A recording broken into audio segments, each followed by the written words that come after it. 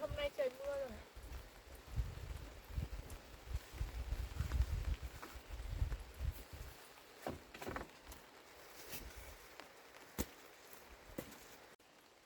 Bay đêm nhiều quá, trời mưa rồi. Chắc là lạnh lắm đây. Trời mưa rồi. Mình buộc nốt chỗ này xong nữa là mình đi lấy lá về lật thôi.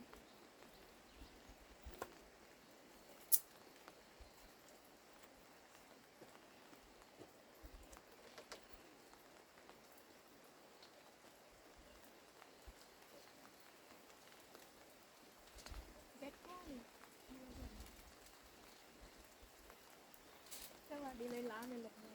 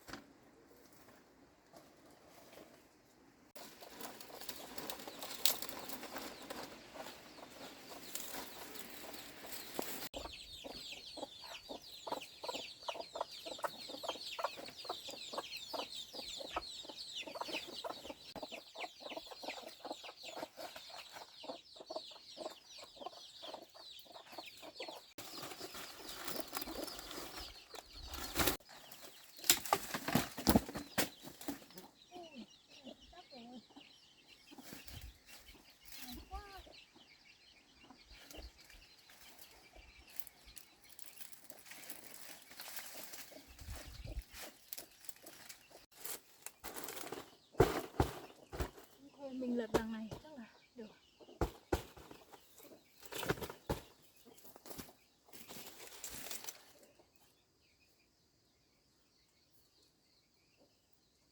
Thế này mình chỉ cần rào xung quanh này là được.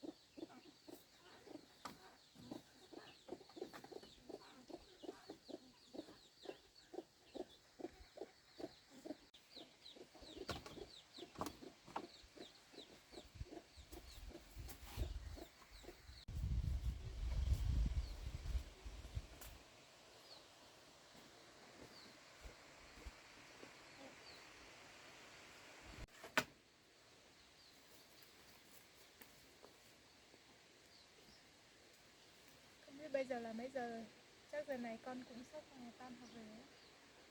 Thôi mình cứ làm một lúc đó. Đó.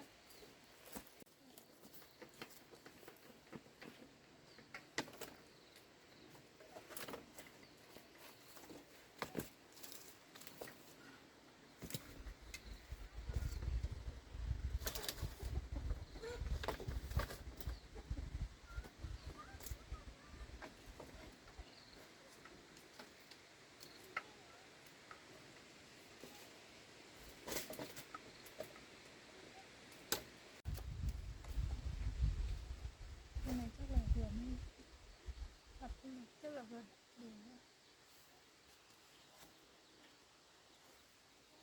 Tí tìm cây buộc đó.